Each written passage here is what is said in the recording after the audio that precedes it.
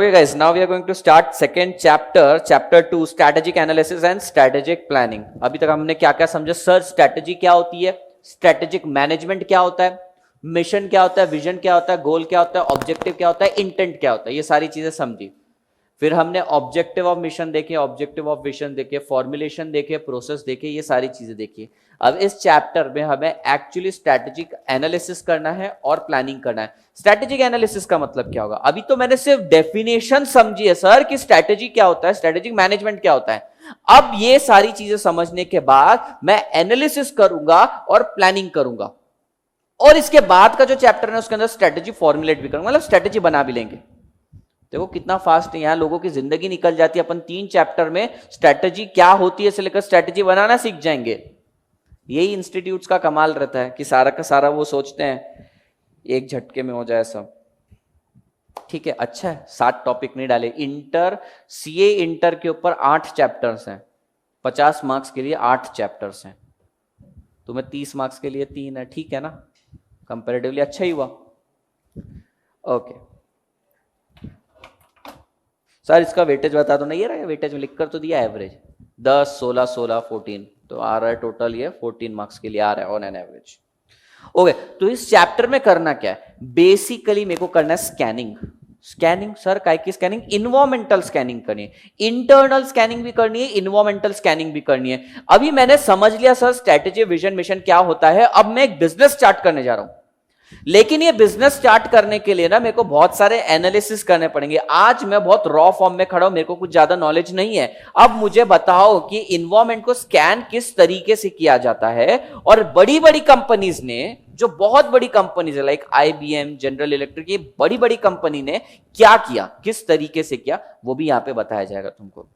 Sir कौन से tools and technique है स्टैंडर्डाइज? अगर मैं तुम लोगों को बोलूं कि चलो अपने को यहां पे एक जेरोक्स सेंटर खोलना है, तो बहुत सारे आइडियाज आएंगे सबके मन में, लेकिन एक स्टैंडर्डाइज अप्रोच नहीं रहेगा। कोई इन्वायरमेंटल स्कैनिंग करना भूल जाएगा, कोई इंटरनल स्ट्रेंथ एंड वीकनेस जानना भूल जाएगा। तो ये चैप्टर के अंदर बेसिकली एनालिसिस होगा। एनालिसिस माने कि स्कैनिंग होगा। अभी एंटीवायरस मालूम है सबको? एंटीवायरस, एंटीवायरस, एंटीवायरस क्या करता है? एंटीवायरस करता है स्कैन। स्कैन क्या करता है? थ्रेट्स को स्कैन करता है। ठीक है, वहां अपॉर्चुनिटी का कोई रोल नहीं है, वो थ्रेट्स को स्कैन करता है। लेकिन हमें बिजनेस चलाना है तो मुझे चारों पैरामीटर देखने जरूरी है। मुझे मेरी स्ट्रेंथ देखना जरूरी है, मुझे मेरी वीकनेस का असेसमेंट जरूरी है, एक्सटर्नल अपॉर्चुनिटीज को कैसे अवेल कर सकते हैं वो देखना है, और साथ ही साथ जो थ्रेट्स इमर्ज होते हैं मार्केट में नए नए, उनको कैसे एक साथ कंडेंस वे में समझा जाए कि मेरी स्ट्रैटेजिक एनालिसिस कंप्लीट हो। स्ट्रैटेजिक एनालिसिस का इंपॉर्टेंट क्या है? बेसिकली मैं इन्वायरमेंटल स्कैनिंग करूंगा, खुद का स्कैनिंग करूंगा और असेसमेंट करूंगा कि क्या मुझे स्ट्रैटेजी बनानी चाहिए या नहीं चाहिए। अभी तो सर 4 डेफिनेशन सीख के मैं बिजनेस स्टार्ट नहीं कर सकता। I want to understand the analysis. एक बार मैंने अपना एनालिसिस कर लिया with the help of various frameworks and model, मैं स्ट्रैटेजी प्लान करूंगा। कैसे कर सकता हूं? इसके अंदर वेरियस ऑल्टरनेटिव्स आएंगे, और अल्टीमेटली क्या होगा? अल्टीमेटली मैं उसको फॉर्मुलेट कर दूंगा। ठीक है, इसके लिए बहुत सारे मॉडल दिए उन्होंने। BCG मॉडल्स दिए हैं अपने को, पोर्टर्स 5 फोर्स मॉडल दिया है। But the basic theme of this chapter is, चलो आज नोटबुक में एक पेज ही लिखना है अपने को। लिखो, तुम बाद में कॉपी कर लेना जो मेरा प्रैक्टिस शीट है उस पर।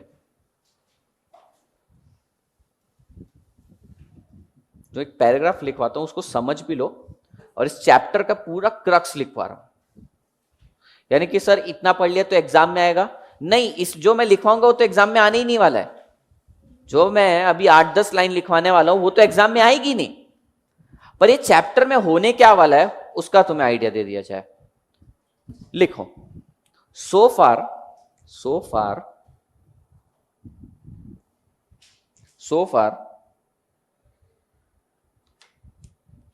we studied the definitions. So far we studied the definitions essential to understand the strategy. Definitions essential to understand the strategies. In this chapter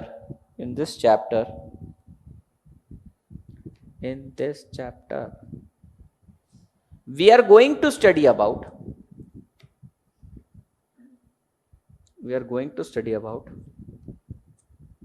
analysis of, या we are going to study, about भी ठीक है, we are going to study about the analysis of, about word आना चाहिए या नहीं आना चाहिए वहां पे? नहीं आना चाहिए, तुमको लगता कट कर दो। होता है एक आधा वर्ड ऐसा कई बार ना, मालूम नहीं ग्रामेटिकली सही है नहीं, पर वो वहां पे सुन के अजीब लग रहा है। मेरे साथ ऐसा होता है, मेरे को देखो ग्रामर इतना कुछ स्ट्रांग नहीं है मेरा, पर कोई वर्ड यूज करते हुए अजीब लगता है, तो ये बड़ा अजीब लग रहा है यहाँ पे। हाँ क्या लिखा था मैंने? अबाउट एनालिसिस, अच्छा analysis of internal and external environment, internal and external environment.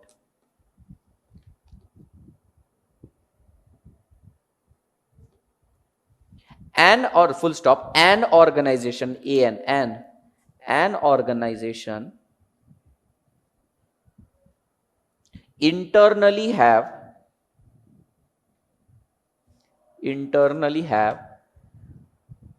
some strengths, strengths strengths and some weaknesses, weaknesses, weaknesses. Also the environment contains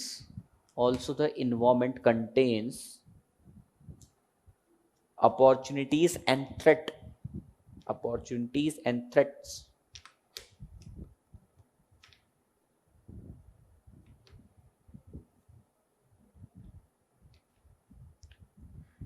So in this chapter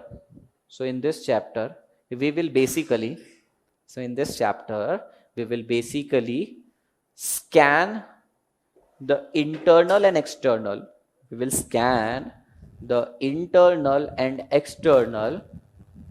so in this chapter likha Pooja, so in this chapter we will scan internal and external environment to enhance our strength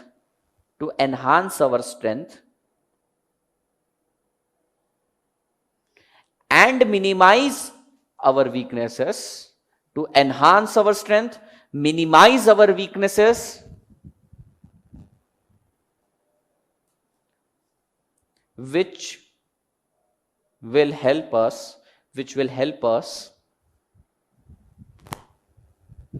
to achieve opportunities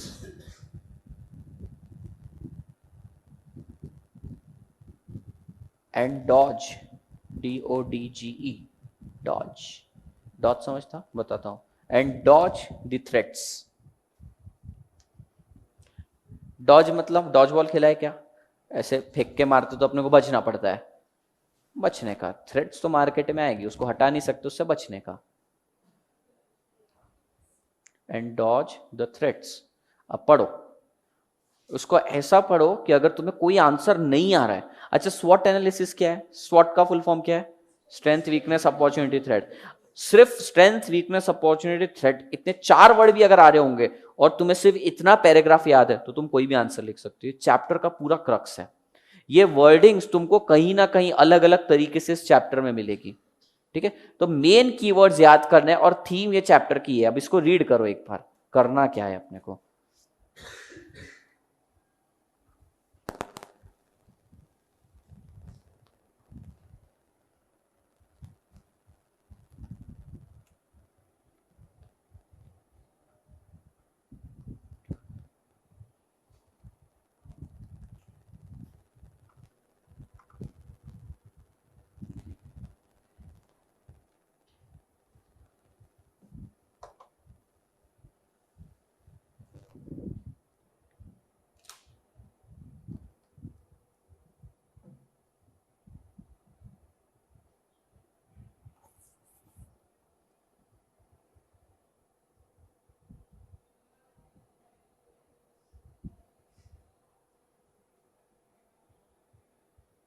पढ़ लिया, समझा करना क्या है? ठीक है।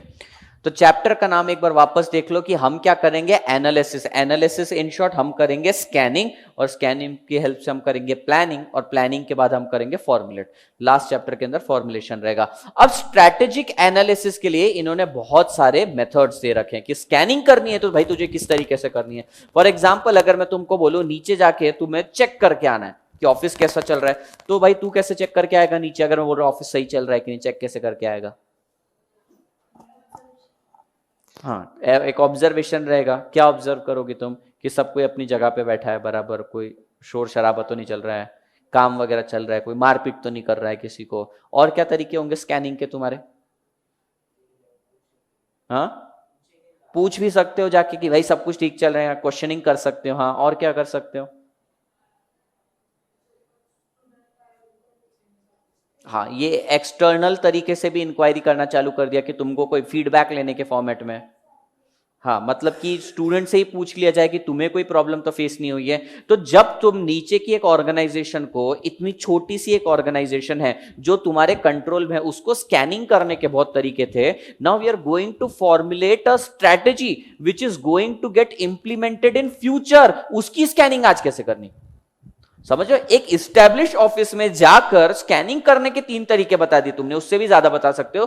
तो एक स्ट्रेटेजी जो अब तक इंप्लीमेंट भी नहीं हुई है, उसकी स्कैनिंग कैसे करनी है, उन्होंने बहुत सारे मेथड्स बता दिए, मॉडल्स बता दिए। लेकिन बेसिक थीम यही रहेगी कि स्कैनिंग करनी पड़ेगी इंटरनल स्ट्रेंथ और वीकनेसेस की, और स्कैनिंग करनी पड़ेगी एक्सटर्नल अपॉर्चुनिटीज एंड थ्रेट्स की। करना क्या है, स्ट्रेंथ बढ़ानी है, वीकनेसेस कम करनी है, अपॉर्चुनिटी अवेल करनी है, और जो थ्रेट्स है उसको डॉज करना है, यानी कि उसको अवॉइड करना है। ठीक है, तो इसके अंदर 2 टेक्निक्स मोस्ट प्रिविलेंट है। पहला तो है पेस्ट, PEST। ठीक है, पेस्ट, इसके आगे पेस्टल भी है, किसी को मालूम है? किसी ने पढ़ा है? पेस्ट के आगे पेस्टल भी है। तो पहले पेस्ट होता था PEST। PEST stands for political, economic, social and technology. PEST यानी कि इन 4 चीजों की स्कैनिंग करो, तुम्हारा काम खत्म हो जाएगा, ऐसा पहले बोलते थे। इसके बाद और एक E और एक L लेकर आए। E स्टैंड्स फॉर इन्वायरमेंटल भी लिया है, और L स्टैंड्स फॉर लीगल भी लिया है। अभी तुम्हें मालूम है अमेजॉन फॉरेस्ट में आग लग गई, मालूम है किसी को? अमेजॉन फॉरेस्ट में आग लग गई है। ठीक है, जो पूरा हमारे यूनिवर्स नहीं बोल सकता, जो वर्ल्ड है हमारा, उसका 20% ऑक्सीजन का सप्लाई सिर्फ अमेजॉन के फॉरेस्ट से होता था, और वहां पे भयंकर आग लग गई, और उसको बुझा भी नहीं पा रहे। और बहुत ज्यादा, कम से कम 300 से ज्यादा स्पीशीज एक्सटिंक्ट हो जाएगी, गायब हो जाएगी, क्योंकि वो एक ऐसा रेन फॉरेस्ट था, एक ऐसा फॉरेस्ट था जो बहुत लंबा भी था और जहां वैरायटी ऑफ स्पीशीज रहती थी। अब वहां आग लग गई, खत्म हो गया। और इतनी आग लगी कि ऑटोमेटिकली पानी बना, वो सॉरी बादल बने और बारिश हुई, इंसान बुझा भी नहीं पाया उसको, तो नेचर ने खुद ही बुझा दिया। तो अभी बहुत बहुत ह्यूज डैमेज हुआ है। तो ये भी बोल रहे थे को स्कैनिंग करनी ना, इन्वायरमेंटल फैक्टर्स की भी स्कैनिंग कर। और एक L लेकर आए लीगल, वो एंड में पढ़ेंगे, वो एडवांस वर्जन है। तो देखो यहां पे हम पढ़ने वाले PEST। अगर तुझे इन्वायरमेंट का स्कैन करना है ना, तू PES और T इनका स्कैनिंग कर, ऑटोमेटिकली तेरा आंसर निकल के आ जाएगा, ऐसा ही बोल रहा है।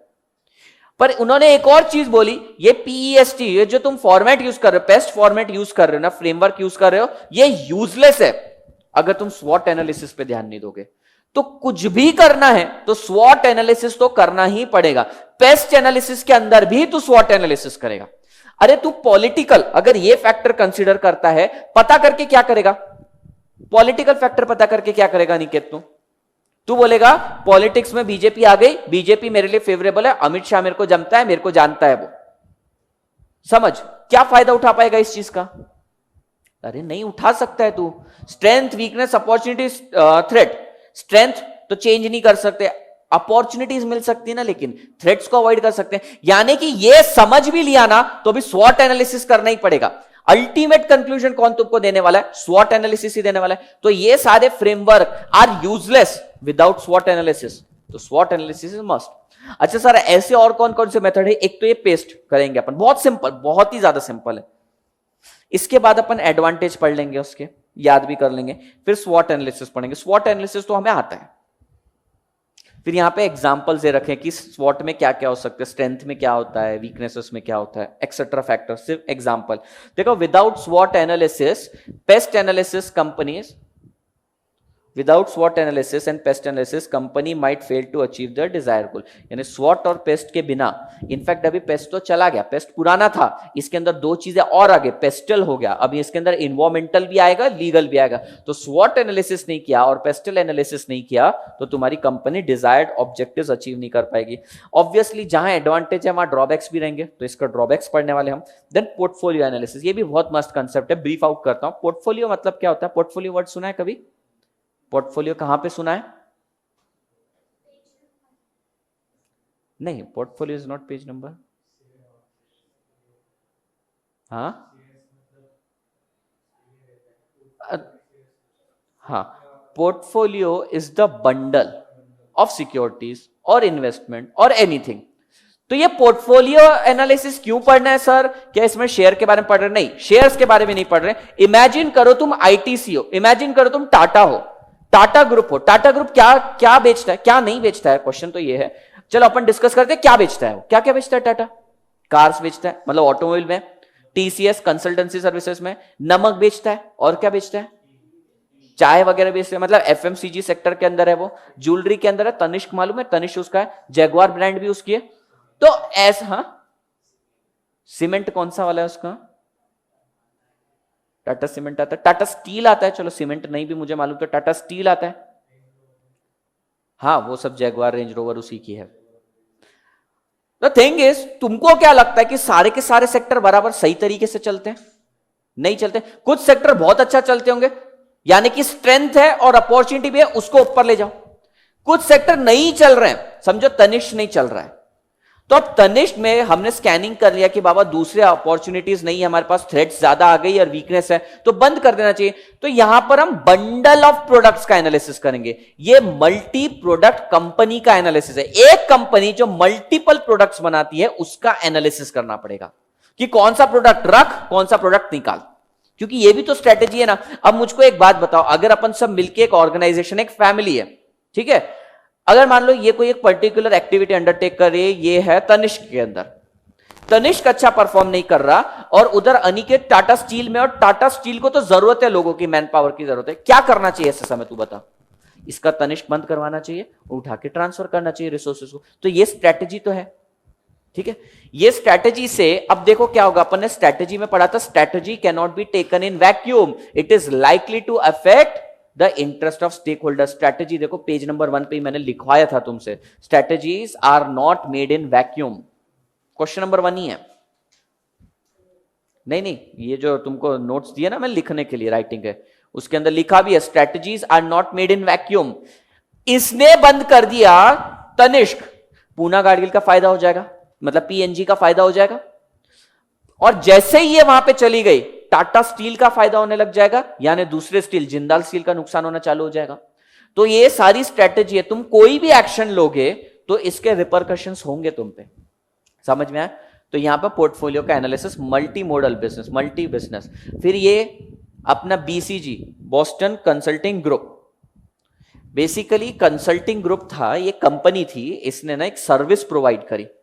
इसने ना सर्विस प्रोवाइड करके सिर्फ सॉल्यूशन ही नहीं प्रोवाइड किया, एक फ्रेमवर्क बना के दे दिया।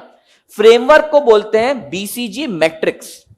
ये 2x2 मैट्रिक्स है, जिसके अंदर एक तरफ ग्रोथ रेट रहता है, एक तरफ मार्केट शेयर रहता है, star, cash cow, question mark और डॉग, ये क्लासिफाई करता है। अभी तुमको लॉजिकलेस लग रहा होगा कि कुत्ता क्या कर रहा है इसके अंदर, गाय क्या कर रही है, ठीक है, फिर यहां पर बैल क्यों नहीं बनाया, क्वेश्चन मार्क बना दिया, और ये चांद सितारे तारे क्यों बनाया, कुछ लग रहा होगा ना। इतना अच्छे से उन्होंने उसको बना के दिया था, क्लाइंट को सर्विस दी थी कि इसको इन्होंने वर्ल्ड के लिए ओपन कर दिया कि हाँ पूरी दुनिया तुम देखो इसको, कि इतना अच्छा बन गया था। Did you get this? ये पढ़ेंगे हम। फिर हम ये पढ़ने वाले हैं पीएलसी, प्रोडक्ट लाइफ साइकिल, कि एक कंपनी रहती है, इनिशियली इन्फेंट रहती है, मतलब मार्केट में नहीं आती है, फिर ग्रो करती है, मैच्योर करती है, डिक्लाइन करती है, और हर लेवल पे तुम एनालाइज करोगे कि मैं इधर हूं या इधर हूं, मैं गाय हूं या मैं कुत्ता हूं, यानी कि बीसीजी के हिसाब से कैश का हूं या डॉग हूं। अगर डॉग है, डॉग का मीनिंग क्या है पढ़ेंगे, डॉग के हिसाब से मार्केट से एग्जिट कर देना चाहिए।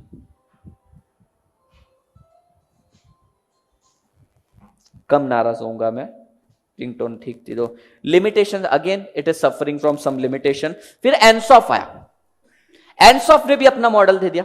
एनसॉफ का भी मॉडल था, ये क्या बोलता है एनसॉफ, कि मुझको मेरा प्रोडक्ट को बढ़ाना है, मेरे को पैसा ज्यादा कमाना है, मेरे को ज्यादा सेल्स चाहिए। तो फिर इसने तरीके बताए दो और इसने भी एक मैट्रिक्स बना दी। एग्जिस्टिंग प्रोडक्ट को एग्जिस्टिंग मार्केट में ज्यादा सेल करके प्रॉफिट ज्यादा कमा सकते हो, या एग्जिस्टिंग प्रोडक्ट को नए मार्केट में ले जाके भी सेल्स बढ़ सकती है। न्यू प्रोडक्ट को एग्जिस्टिंग मार्केट में, न्यू प्रोडक्ट, नया प्रोडक्ट इन एग्जिस्टिंग मार्केट से भी सेल्स बढ़ सकती है, new product in new market से भी सेल्स बढ़ सकती है। तो इसने बोला कि कौन सी स्ट्रेटेजी किसने अपनानी चाहिए और कब अपनानी चाहिए। ये प्लानिंग तुम्हारे को स्कैनिंग करनी है ना, तो ये सारे मेथड्स मॉडल्स अवेलेबल है।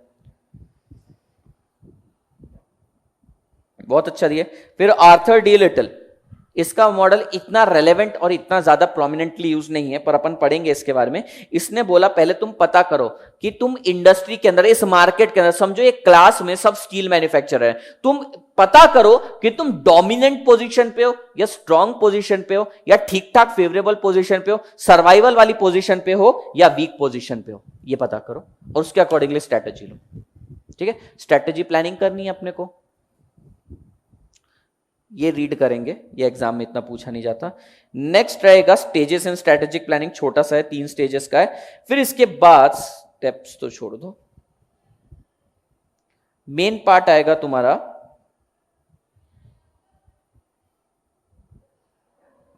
पेस्टल। पेस्टल में देखो क्या था, वहां पे अपन ने पॉलिटिकल पढ़ा था, बीजेपी का साइन था। दूसरा इकोनॉमिक पढ़ा था, सोशल पढ़ा था, टेक्नोलॉजिकल पढ़ा था, इसमें 2 आ गए, इन्वायरमेंटल आ गया, लीगल आ गया।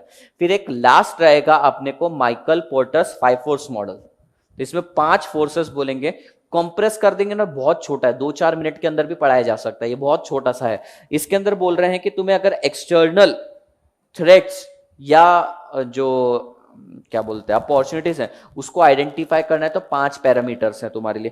पहला पैरामीटर क्या है, थ्रेट्स ऑफ न्यू एंट्री। अगर तुम्हें देखना है कि तुम्हारा प्रोडक्ट या स्ट्रेटेजी चलेगी या नहीं चलेगी, तो तुम देखो कि नए एंट्री करने वाले लोगों से कितना थ्रेट होने वाला। फॉर एग्जाम्पल, इस क्लास में मैंने डिसाइड किया कि लेट्स से ये आगे के 2 बेंच सप्लायर है, बीच के 2 बेंच कंपनी चलाते हैं और आखिरी के जो 2 बेंच वाले हैं ना वो कस्टमर है। अभी माइकल पोर्टर्स 5 फोर्स मॉडल क्या बोलता है, अब ये जो बीच के 2 बेंच वाले बैठे ना, इनके ऊपर एनालिसिस करते टाइम इनको कौन कौन से फैक्टर पे ध्यान देना चाहिए। फॉर एग्जांपल, तुम 5 लोग इस इंडस्ट्री में हो, ठीक है, तुम दोनों एक दूसरे के राइवल हो, सब एक दूसरे के राइवल्स हैं, और जो ज्यादा परफॉर्म करेगा उसको रिवॉर्ड मिलेगा। रिवॉर्ड कैसे मिलेगा, ऑटोमेटिकली उसकी सेल्स बढ़ेगी, प्रॉफिट बढ़ेगी। तो ये बोलता है इन्वायरमेंटल स्कैनिंग करनी है ना, किस तरीके से करनी पड़ेगी। अभी अपने को नए एंट्रेंट्स, अगर मान लो कोई छठा पर्सन वहां से उठ के यहां पर आकर बैठ गया, तो उसकी भी स्कैनिंग करनी पड़ेगी, क्योंकि तुम 5 लोग लीडर बनना चाहते हो। इनका क्वेश्चन हटा देते हैं, ये लोग दूसरी इंडस्ट्री में लीडर बनना चाहते होंगे, तुम 5 लोग समझो लीडर बनना चाहते हो। तो अगर कोई छठा दावेदार आ गया तो उसके कारण तुमको क्या थ्रेट होने वाली, उसका एनालिसिस करेंगे। दूसरा, ये जो अपने कौन थे, सप्लायर्स थे, सप्लायर्स का तुम्हारे पे क्या इंपैक्ट है उसका एनालिसिस करेंगे। कस्टमर का तुम्हारे ऊपर क्या इंपैक्ट है उसका एनालिसिस करेंगे। कितने हो गए पॉइंट, 1 2 3 4, किधर गया, bargaining power, supplier, buyer, competitive rivalry. Competitive rivalry में तुम्हारे आपस के बीच का कंपटीशन। देखो, तुम 5-6 लोगों को लीडर बनना है, तुमको किस किस से थ्रेट है, ये लोग आगे पीछे कर दिया इन्होंने, मतलब सप्लायर ने कुछ प्रॉब्लम क्रिएट कर दिया, तुम में से किसी एक को तो इशू है, और ये अपने कस्टमर्स ने अगर कुछ इशू कर दिया तो भी तुमको प्रॉब्लम है, कोई न्यू एंट्री आई तो भी प्रॉब्लम है, आपस में जो कॉम्पिटिटिव राइवलरी है उसके कारण भी प्रॉब्लम है। और लास्ट है सब्सटीट्यूट, कि कल करके मैंने तुम 5 को निकाल के नए 5 को ले आया, तो सब्सटीट्यूट कर दिया मैं तुमको, इसके कारण भी क्या इशू हो सकता है, ये सारी चीजें हमको डिस्कस करनी रहेगी। तो इन शॉर्ट बहुत इजी है, लेकिन कोर थीम अपनी यही रहेगी कि स्वॉट एनालिसिस करना है, खुद की स्ट्रेंथ वीकनेस और एक्सटर्नल अपॉर्चुनिटीज एंड थ्रेट्स का एनालिसिस। कितना बड़ा है चैप्टर सर, पेजेस के टर्म्स में जानना है क्या, इच्छा है या नहीं, सस्पेंस ही रहने दूं।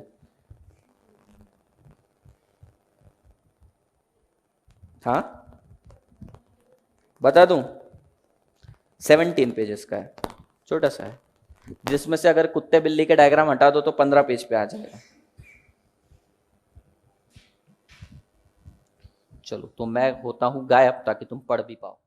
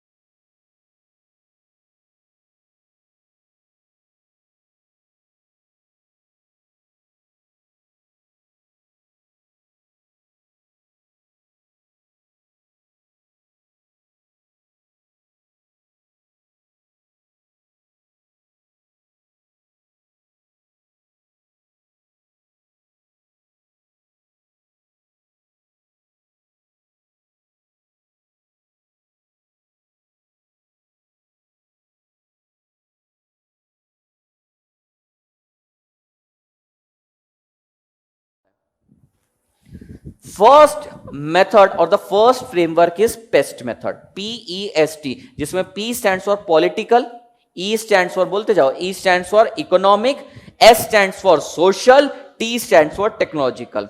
अब पॉलिटिकल में क्या होगा, बेसिकली उन्होंने बोला है government policy, monetary policy, fiscal policy, industrial reforms, etcetera etcetera. इसका कंपनी पे क्या इंपैक्ट आ रहा है वो स्टडी करना है, पर इन्होंने स्टडी कैसे करना है वो नहीं बताया। उन्होंने बोल दिया पॉलिटिकल में इन चीजों का स्टडी करना है और तेरी स्कैनिंग हो जाएगी बस। जैसे कि अपन बीजेपी की गवर्नमेंट आई, समझो तुम सब लोगों का बिजनेस था, इमेजिन करो तुम्हारा बिजनेस था, ठीक है, काय का बिजनेस करोगे, सोचो, 1 मिनट देता हूं, तुम अच्छा बिजनेस सोचो। कंस्ट्रक्शन, टैक्स कंसल्टेंट बनना है, ओके, इसलिए टैक्स कंसल्टेंट बनना है, रेस्टोरेंट डालना है,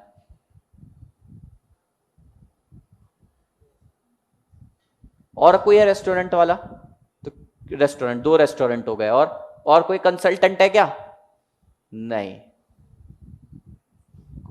कुछ तो करना होगा ना, बताओ ना।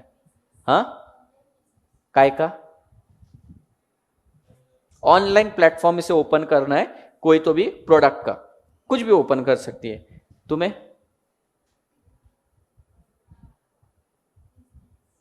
बिजनेस, बिजनेस, सबने बिजनेस करना है। समृद्धि, कौन सा बिजनेस, गोल्डस्मिथ, देखते हैं। वसुंधरा, दोनों क्वेश्चन का आंसर दोगी तुम, नहीं खाया तुमने, नहीं पता करने, मैं नोट्स बनाता हूं इसके, कल का भूल गया, लेकिन मैं कल क्या था इसका, बताया नहीं ना कल तुमने मुझे। हाँ, गोल्डस्मिथ हो गई वो, तुम क्या करोगी, हाँ, इसको ही ज्वाइन करेगी, वो भी गोल्डस्मिथ बन गई। अनिकेत, कंस्ट्रक्शन, कोल्ड स्टोरेजेस, चलो बढ़िया। हाँ, तो उन्हीं के साथ आ गया ना तू भाई, काय की पैकिंग है, बैंकिंग, अच्छा बैंकिंग, हाँ, तुम्हारा बाकी है ना, हाँ क्या, टैक्स कंसल्टेंट, ज्वाइन कर लिया इसको, ये सब बेकार है। अब जरा देखो बीजेपी गवर्नमेंट आने के कारण किस किस का फायदा होने वाला है। बीजेपी गवर्नमेंट आने के कारण ना कंप्लायंस और व्हाइट मनी का फ्लो बहुत ज्यादा बढ़ने लग गया है, टैक्स कंसल्टेंट को फायदा होने वाला है, तुम दोनों का फायदा हो गया। अब अपन रेस्टोरेंट की बात करते हैं, लेकिन रेस्टोरेंट से पहले ऑनलाइन बिजनेस, मोदी जी ने सारी चीजें ऑनलाइन प्लेटफॉर्म पे डाल दी, जिसके कारण हैबिट बढ़ गई लोगों की, ठीक है, बैंकिंग भी बढ़ जाएगी, ऑनलाइन बिजनेस भी बढ़ने वाला है। और बताओ और कौन था, गोल्डस्मिथ। अब लोग शेयर्स में इन्वेस्ट करना ज्यादा प्रेफरेबल समझते हैं, गोल्डस्मिथ बन के फायदा नहीं है इस चीज का, क्योंकि अब लोग, पहले क्या करते थे लोग, गोल्ड से ना, ब्लैक मनी से गोल्ड अक्वायर करते थे, अब ब्लैक मनी रहने नहीं देते, तो गोल्डस्मिथ, देखो तुम ट्रेडिशनल वे में कि यार मैं सोने का हार बेचूंगी, 9 लाख का बेचूंगी, उससे नहीं कमाता है इंसान, ठीक है, ये जो बड़े बड़े ये पॉलिटिशियंस वगैरह रहते थे, गोल्ड वो लोग परचेस करते थे, अब उनके पास तो ब्लैक मनी आ ही नहीं रहा, तो तुम दोनों का थोड़ा ठंडा पड़ेगा बिजनेस। और कौन था, रेस्टोरेंट का तो यार वो इस पे डिपेंडेंट ही नहीं है, वो इकोनॉमिक पे डिपेंडेंट है भाई, पैदा करे जा रहे हैं, खाए जा रहे हैं लोग, तो रेस्टोरेंट तो चलना ही है। अरे पैदा इतने होंगे तो खाना तो खाएंगे, तुम ऑनलाइन फूड भी बेच देना, तुम्हारा भी चल जाएगा, ठीक है। अमेजॉन देखो कितना शाना है, अमेजॉन पेंट्री ले आया अपनी, ग्रोसरीज बेचेगा वहां पे, सब चीजें बेचेगा, तुम जरा इमेजिन करो क्या डोमिनेट करेगा वो कुछ साल बाद, हर चीज में अमेजॉन। और मैंने पेटीएम यूज करता था, मैं पेटीएम चोट्टा है, चोर है एक नंबर का, जिंदगी में कैशबैक नहीं देता वापस, बोलता है कि cashback will be credited in 7 days, नहीं देता, कॉल सेंटर का नंबर भी नहीं देता। अमेजॉन तुरंत 1 से 1.5 मिनट के अंदर अमेजॉन पे के अंदर आ जाता है। अब देखो इससे क्या होगा, अब स्विच हो रहे हैं कस्टमर, इसको क्या बोलते हैं, कस्टमर स्विचिंग, ये टेक्निकल टर्म है, इसको बोलते हैं स्विचिंग कॉस्ट ऑफ कस्टमर, यानी कि कस्टमर स्विचिंग। एक कस्टमर यहां से उठ के दूसरे के पास स्विच हो गया, इसको स्विचिंग कॉस्ट बोलते हैं। फॉर एग्जांपल एयरटेल खराब लग रहा है तो चले गए अपन जियो के पास, इसको स्विचिंग कॉस्ट बोलते हैं। कहां पे थे अपन, क्या बोल रहा था मैं,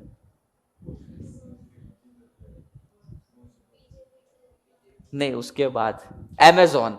अमेजोन का डोमिनेंस कितना बढ़ते जा रहा है, अभी तो बहुत ज्यादा डर है यार कि अमेजोन और पता नहीं किस चीज में आ जाए, ग्रोसरी में आ गया। और देखो ये जितनी बड़ी फैमिली हो रही है, अच्छा तुम लोग एजुकेटेड हो, अब तुम लोगों को ये सारी टेक्नोलॉजी यूज करना आती है, मुझको बताओ 1-2 साल बाद जब तुम अर्न करने लग जाओगे, तुम्हारी फैमिली भी चलाओगे, साथ साथ जॉब वगैरह भी करोगे, तुम किराने के स्टोर में जाके नहीं खरीदोगे सामान, तुम ये भी पैंट्री वगैरह घर पे जाके ऑर्डर कर दिया, अगले दिन आएगा, 2 दिन बाद आएगा, चलेगा, तुम 2 दिन पहले से ऑर्डर करना चालू कर दोगे। कितना ज्यादा डोमिनेंस है। तुमको मालूम है बीच में पेटीएम बाइक बेचता था, बाइक देखा है किसी ने, बाइक वगैरह भी बेचना चालू कर दिया था उसने। डोमिनेंस कितना ज्यादा होने वाला है। एनीवेज, तो पॉलिटिकल फैक्टर हमें चेक करना है, monetary policy, fiscal policy, industrial policy, industrial reform, taxation, budget, सबका एनालिसिस करेगा और पॉलिटिकल एनालिसिस कहलाया जाएगा उसको। समझ में आया? We'll read this point, Vishal. These are external factors that influence the business environment. Government decision and policy affects the firm's position and structure. Tax laws, monetary and fiscal policy, as well as reforms relating to labor and workforce, all influence the company. PEST. P stands for political. E stands for economical. S stands for social, T stands for technological. In 4 factor में से तुम मुझको बताओगे internal कौन सा, external कौन सा है? पॉलिटिकल एक्सटर्नल है, सोशल एक्सटर्नल है, अपने कंट्रोल में ही नहीं सोसाइटी को कंट्रोल करना। टेक्नोलॉजी दोनों है, अगर कोई दूसरा जन अडॉप्ट कर रहा है उसे तो एक्सटर्नल हो गया, अगर मैं कर सकता हूं इंटरनल हो गया। और कौन सा बच्चा?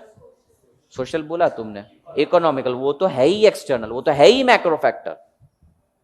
ओके, इनफैक्ट अब जरा देखना, paste analysis is itself about external factors. तो यहां पे टेक्नोलॉजी के बारे में बात कर रहे ना, although technology can be internal, पर ये दूसरों के टेक्नोलॉजिकल एडेप्शन के बारे में बात करते हैं। एनीवेज, जब आएंगे वहां देखते हैं। दूसरा है इकोनॉमिक। इकोनॉमिक फैक्टर्स के कारण क्या इफेक्ट होता है? For example inflation, recession etcetera, या स्टैगफ्लेशन, इसके कारण इकोनॉमी पे क्या फर्क पड़ रहा है, ये सारी चीजों का डिस्कशन है। फॉर एग्जांपल मार्केट में चल रहा है भयंकर इन्फ्लेशन, मतलब prices of the commodities are rising, in short purchasing power of money is falling. तो ऐसे केस में तुम लोगों का ये रिस्पेक्टिव बिजनेस है, समझो जो जो कर रहे थे तुम लोग। रेस्टोरेंट चलेगा क्या भाई? इन्फ्लेशन चल रहा है, लोगों के पास महंगाई बढ़ते जा रही है, रेस्टोरेंट नहीं चलेगा। टैक्स कंसल्टेंट चलेगा, इनफैक्ट लोग बोलेंगे कि भाई हमें टैक्स एडवाइस दे ताकि पैसा बचे, ताकि डिस्पोजेबल इनकम बढ़े। तू क्या कर रहा था? इसको ज्वाइन कर लिया था तुमने, इसको ज्वाइन कर लिया था तुमने, ऑनलाइन बेचा था। तुम बताओ तुम्हारा चलेगा या नहीं चलेगा? चलेगा। जब तुम ऑनलाइन प्लेटफॉर्म से सेल करोगी तो तुम पूरे इंडिया लेवल पे प्रोवाइडर बन जाओगी गुड्स की, राइट? तुम बल्क सेलर बन जाओगी, इन शॉर्ट तुम बल्क बायर बन जाओगी। तुम सस्ते में प्रोक्योर करके सस्ते में बेच पाओगे, और लोगों को सस्ता प्रोडक्ट ही चाहिए उस टाइम पे, ठीक है? तूने क्या करना था? Cold storage. हाँ, तेरा डिस्कशन पॉलिटिकल में भी रह गया, ठीक है, यहां पे करते हैं। इकोनॉमिक के अंदर अब डिपेंड्स है कि क्या चल रहा है, कौन से एरिया में चल रहा है। एग्जैक्टली इकोनॉमिक का कैलकुलेशन डिफिकल्ट है। फॉर एग्जांपल इन्फ्लेशन चल रहा है, इन्फ्लेशन चलने के कारण क्या है? महंगाई बढ़ रही है, ठीक है, लोगों के पास समझो जॉब भी नहीं है। ऐसे टाइम पे जॉब नहीं है तो डिमांड नहीं है, डिमांड नहीं है तो प्रोडक्शन नहीं है, प्रोडक्शन नहीं है तो मैन्युफैक्चरिंग नहीं है, मैन्युफैक्चरिंग नहीं है तो स्टोरिंग नहीं है। कोल्ड ना, ठंडा ना, अरे भाई कोई प्रोड्यूस ही नहीं कर रहा, समझो। अरे मैं वही बोल रहा हूं, लोगों के पास पावर नहीं है। सिर्फ सब्जियां नहीं, वो ऐसे ड्यूरेबल थोड़े से जो पटेटोज वगैरह रहते हैं वो भी स्टोर करते हैं। नहीं लेना पड़ता है, लेकिन उस समय भी लोग, हाँ चल ठीक है, तो मान लेते हैं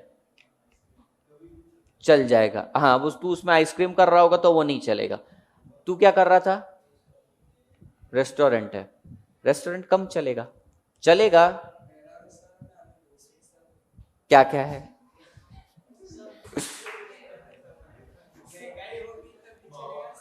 मतलब सस्ते में रखेगा, 30-35 रुपए का रेस्टोरेंट रखेगा तो चल जाएगा। तो अब तेरे को देखना है कि तू किस कैटेगरी में फॉल करता है। तू गणराज जैसा महंगा रेस्टोरेंट है तो शायद पीछे आ जाएगा। सब है, कैटेगराइज करके रखा है। जनरली ये स्ट्रेटेजी कोई भी कंपनी नहीं यूज करती। रीजन बताता हूं, लाइफ बॉय है जहां तंदुरुस्ती है वहां लाइफ बॉय। अब लाइफ बॉय अच्छा साबुन भी बेचेगा तो लोग उसको वो धोने वाला साबुन ही समझते हैं। सीधी बात है ना, लाइफ बॉय के नाम से अब वो कुछ नहीं ला सकता। लाइफ बॉय किसका है? हिंदुस्तान यूनिलीवर का है। तो हिंदुस्तान यूनिलीवर का डव भी है, शायद उसी का या आईटीसी का हो, समझो उसी का, हिंदुस्तान यूनिलीवर का, तो नाम चेंज करना पड़ता है। तो तू एक ही जगह पे अगर ऐसा भेदभाव करेगा नहीं चलेगा। कोई भी रेस्टोरेंट ने आज तक ऐसा भेदभाव नहीं किया। वो है तो प्रीमियम है, नहीं तो सादे हैं।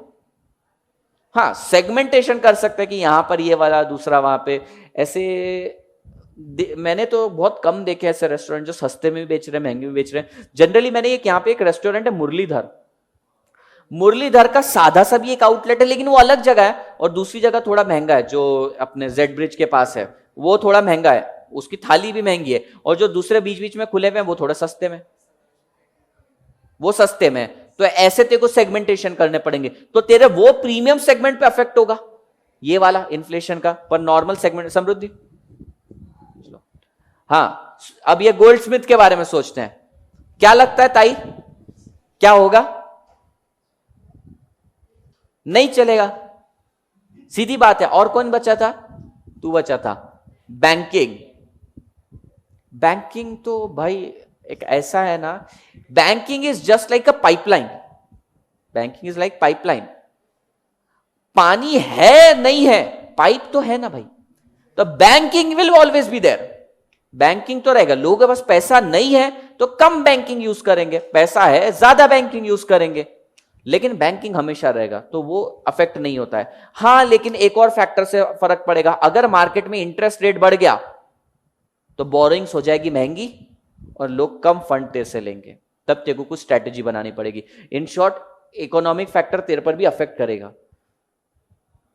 सोशल, सोशल के बारे में बात करते हैं। सोशल के बारे में अगर बात करें, इंडिया थोड़ा सा शाय कंट्री, तुम लोगों को मालूम है 1.35 बिलियन लोगों की कंट्री, अपनी शाय कंट्री है। अपन फैशन अडॉप्ट करने में ना बहुत ज्यादा पीछे हैं ऐसा बोल रहे हैं, पर अभी अपन ने वेस्टर्न कल्चर समझो अडॉप्ट करने लग गए, सोशल चीजें अडॉप्ट करने लग गए, वहां का ड्रेस सेंस वगैरह अपन अडॉप्ट करना चालू कर दिया, थोड़ा सोशल चेंज आ गया। तो अब देखते हैं किस किस के बिजनेस पे फर्क पड़ने वाला है। तेरे थोड़ा बहुत, इनफैक्ट ग्रो करेगा तेरा अगर सोसाइटी लिबरल होगी तो। अगर थोड़े लोग ओपन होने लग गए कि हाँ बाहर जाए, देखो पुराने लोग कैसे है, नहीं जाने का, नहीं बाहर खाना खाने का, ये वगैरह। अभी सातारा, कोई सातारा जानता है क्या जगह? सातारा जानता है? सातारा, ठीक है, सातारा रिटायर्ड लोगों की जगह है। वहां पे एक कैफे नहीं मिलेगा तुमको, एक सिंगल कैफे नहीं मिलेगा। बुजुर्ग लोग कहां जाके वहां पे कैफे में जाके रोमांस करेंगे क्या? बुढ़ा बुढ़े कैंडल लाइट डिनर वगैरह उनको कोई नहीं है। झुनका बनाओ, भाकर बनाओ, खा के सो जाएंगे, बस उनका यही है, सिंपल चीज है। और पूना में देखो तो कैफेज ही कैफेज है। तो जो है डेमोग्राफिक डिस्ट्रीब्यूशन, डेमोग्राफी मतलब समझता है क्या? बेसिकली पॉपुलेशन किस हिसाब से डिस्ट्रीब्यूट। सातारा रिटायर्ड लोगों का शहर है, बॉम्बे हैपनिंग सिटी है, तो वहां पे इसका रेस्टोरेंट चल जाएगा। अभी यहां पे देखना, टैक्स कंसल्टेंट का हर जगह चलेगा, वो ऑनलाइन वाली का हर जगह चलेगा। कोल्ड स्टोरेज तेरा तो डिपेंड करता है इंडस्ट्री कितना ज्यादा ग्रो कर रही है। अब तू सिर्फ सब्जियों के लिए कर रहा है तो फिर मेरे को आइडिया नहीं उसका कितना रहेगा। रेस्टोरेंट डिपेंड करता है डेमोग्राफिक डिस्ट्रीब्यूशन पे, तुम्हारा सोशल कल्चर पे। फॉर एग्जांपल, अगर तुम यूएस में जाके रेस्टोरेंट या पब खोल देते हो तो चलेगा, लेकिन तुमने गांव में, कौन से गांव से तू? कोल्हापुर, थोड़ा सा और छोटा गांव कहां से? कोंकण। तुम कहां से? भिवंडी नहीं, तुम रायगढ़। रायगढ़ इतना ज्यादा डेवलप नहीं है ना। वहां पे तुमने डिस्क खोल दिया, चलेगा? अच्छा, फिर वो बराबर है, वो चीज सही बोला। तू कहां से है? पंढरपुर में डिस्को खोल दिया अपन ने, पंढरपुर में डिस्को खोल दिया, बोलो चलेगा क्या? वहां पे भी कीर्तन चलेगा, भगवान का नाम है, देखो यार देवभूमि है। तो भाई तुम्हारे पॉपुलेशन, तुम्हारे डेमोग्राफिक डिस्ट्रीब्यूशन के कारण भी तुम्हारे प्रोडक्ट पे फर्क पड़ेगा। Will read this point. Economic और ये वाला पढ़ लेते हैं। Economic factor are the most important factor. ये तो उन्होंने लाइन हर जगह लिख के रखी है, हर चीज को मोस्ट इंपॉर्टेंट बोलते हैं। Economic factor are most important since their impact business in long run. Inflation, interest rate, economic growth, demand and supply trends are to be considered and analyzed effectively before planning and implementing strategies। ठीक है, ये question आएगा ना paste का, क्या करना है तुम्हें? लिखना है, एक लाइन लिखनी है और उसके अंदर उसके एग्जांपल्स लिख लेंगे। सोशल में देखना, social factor includes trend in population, domestic market, cultural trends and demography. Cultural trends, cultural trends का मतलब क्या होता है? तू कहां से है प्रणव? तू पुणे से ही है। तू भाई? चुन्नर? किधर है ये? बहुत छोटा है क्या जगह?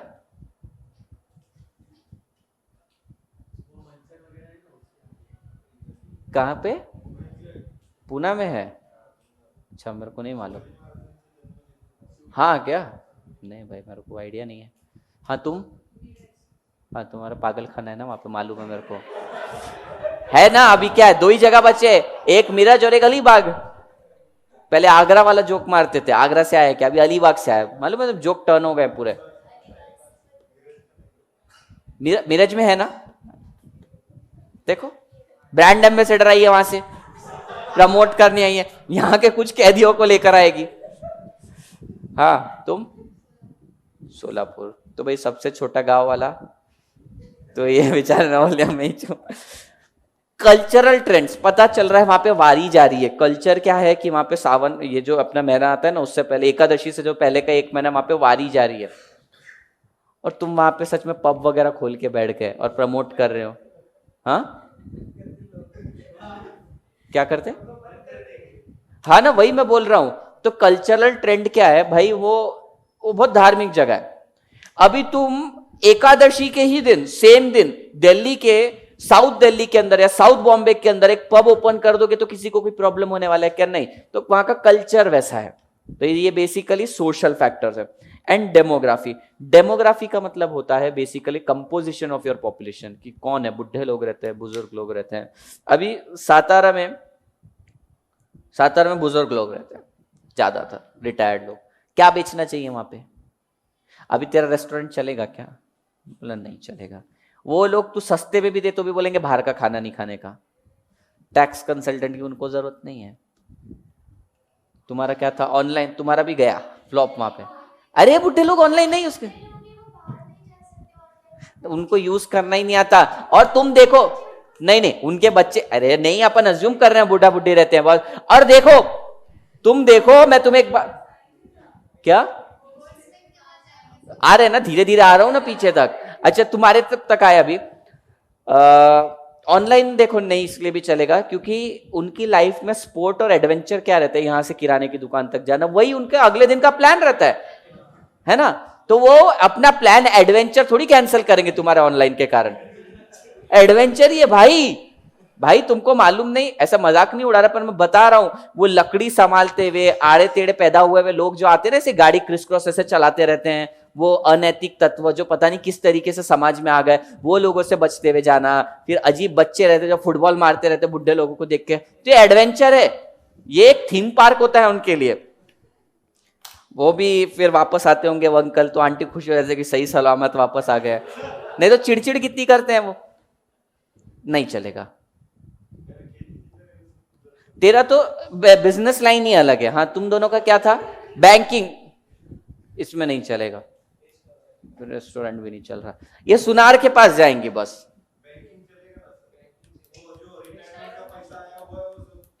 नहीं, the banking is not just about using the bank, it is about the banking habit. Like अभी तुम पैसा कितना रखते हो जेब में? हार्डली कुछ रखते होगे, और सारा ट्रांसफर ऑनलाइन होता है। जाके उनको बोलो ऑनलाइन ट्रांसफर करें, देख के करेंगे, वो आधा टाइम तो ऐसे ही रहेगा, टूट जाएगा। वो देखते हैं, उनको नहीं समझेगा। बैंकिंग डजंट मीन कि बैंक में जाके कुछ लेना, बैंकिंग हैबिट होती है। Frequency of banking is important in this case. हाँ, इन दोनों का चल जाएगा क्योंकि उनको मालूम है उनके दिन कम है और इनकम ज्यादा है। दिन कम और ज्यादा है इनकम, तो वो क्या करते हैं, ज्यादा से ज्यादा गोल्ड एक्वायर करके अपने बच्चों को देते हैं। गोल्डस्मिथ एक केस में चल जाएगा, कहीं तो कमाए। टेक्नोलॉजी, टेक्नोलॉजी मतलब एक्सटर्नल टेक्नोलॉजिकल एडेप्शन। अगर मार्केट ग्रो कर रहा है, मार्केट ग्रो करते जा रहा है और तुम ग्रो नहीं कर रहे हो, टेक्नोलॉजी ग्रो कर रही हो और तुम ग्रो नहीं कर रहे हो, तो उसका एनालिसिस यहां पे होगा। फॉर एग्जांपल रेस्टोरेंट, रेस्टोरेंट में क्या टेक्नोलॉजी आ सकती है? Technology, do you know this thing, concept called as bar stock exchange, do you know this thing? उसमें क्या रहता है, मेरे दोस्त के पापा का ही है वो, उसमें उनका 3% शेयर है। स्टॉक एक्सचेंज में शेयर के प्राइस ऊपर नीचे होते हैं, उसी तरह वहां पे लीकर के प्राइस ऊपर नीचे होते हैं डिमांड और सप्लाई के बेसिस पर। वहां पे ये है कोरेगांव पार्क लेन नंबर 6 के अंदर दबार स्टॉक एक्सचेंज। मैं वहीं रहता था, कोरेगांव पार्क में रहता था मैं, तो मेरे को मालूम है। तो वहां पे यहाँ पे जितने भी लोग बैठे ना, चलो सबने समझो पिक्चर मंगवा ली या क्या बोलते हैं ड्रॉट बियर मंगवा ली, सबने अगर मंगवा ली तो सडनली डिमांड बढ़ जाएगी, सप्लाई कम हो जाएगा, प्राइस बढ़ जाएगा। और उधर 1800-1900 रुपए का रेड लेबल चाय नहीं हो, रेड लेबल विस्की, अगर मान लो रेड लेबल विस्की किसी ने मंगवा ली, किसी ने नहीं मंगवाई, तो सडनली उसकी डिमांड कम हो जाएगी, तो सस्ते में मिल जाएगी। बार स्टॉक एक्सचेंज है वो टेक्नोलॉजिकल एडेप्शन है वो भी एक तरह से। पर ये चीज नहीं बोल रहा मैं, बोल रहा रेस्टोरेंट में खाना बनता है, क्या वहां पे टेक्नोलॉजी है? नहीं है भाई, वो है ना जोमेटो स्विगी ऑनलाइन बेच रही है, ये तेरा बिजनेस चलेगा, टेक्नोलॉजी एडेप्शन के कारण चलेगा, रेस्टोरेंट चल जाएगा। ये लोग कोई भी कमाए ना, तुम दोनों का काम चल जाएगा, ठीक है। वो मैडम का चलेगा, उसका लाइन ही अलग चल रही है। बैंकिंग चलेगा, टेक्नोलॉजी तो इनफैक्ट चाहिए अपने को, मोबाइल पर आ गए सबसे बड़ी टेक्नोलॉजी है। इसके अलावा तुम क्या ले आओगे? आई वॉच पे ले आओगे, वॉच के ऊपर ले आओगे, इस पे करो बैंकिंग, ठीक है। खोपड़ी में चिप डाल दो, वहीं से ऑपरेट करेंगे। तेरा भी होटल ही है ना प्रणव, तेरा फिर भूल गया, होटल टेक्नोलॉजी में तुम क्या बेचोगे रे? तो टेक्नोलॉजिकल एडेप्शन, अब लोग टेक्नोलॉजी में, अब तुमको नुकसान है या फायदा है? कांस्टेंट है, बताओ। कांस्टेंट है, नुकसान है तुम्हारा। जैसे ही टेक्नोलॉजी से लोग अडेप्ट कर लेंगे ना, लोगों की बैंकिंग हैबिट और इन्वेस्टिंग एक्टिविटी बढ़ जाएगी। लोग अभी तुम्हारे में गोल्ड में इन्वेस्ट नहीं करेंगे, लोग स्टॉक मार्केट में इन्वेस्ट करना चालू करेंगे। जितना ज्यादा और यूजर फ्रेंडली टेक्नोलॉजी हो जाएगी, लोग उतना ज्यादा इन्वेस्ट करना चालू कर देंगे सिक्योरिटी मार्केट में, बैंकिंग बढ़ जाएगा टेक्नोलॉजी बढ़ने के कारण। और गोल्ड में लोग क्यों पैसा इन्वेस्ट करते थे भाई? गोल्ड सदियों से लोग इन्वेस्ट करते हैं गोल्ड में, क्यों? क्योंकि कंटिंजेंसी में हेल्प करेगा, तुरंत लिक्विडिटी प्रोवाइड करता है। पर अगर मान लो बैंकिंग इतना स्ट्रांग है, अगर मान लो क्या नाम विशाल को सीके को पैसे देने 2000 रुपए, तो कंटिंजेंसी में तुरंत ट्रांसफर कर सकता है। अब इन्वेस्ट गोल्ड में क्या करेगा? अगले दिन जाके सुनार का इंतजार करने से बेटर है तुरंत गूगल पे से ट्रांसफर कर देगा। बिजनेस बदलने का टाइम है, यही ये चैप्टर सिखाएगा तुम्हें।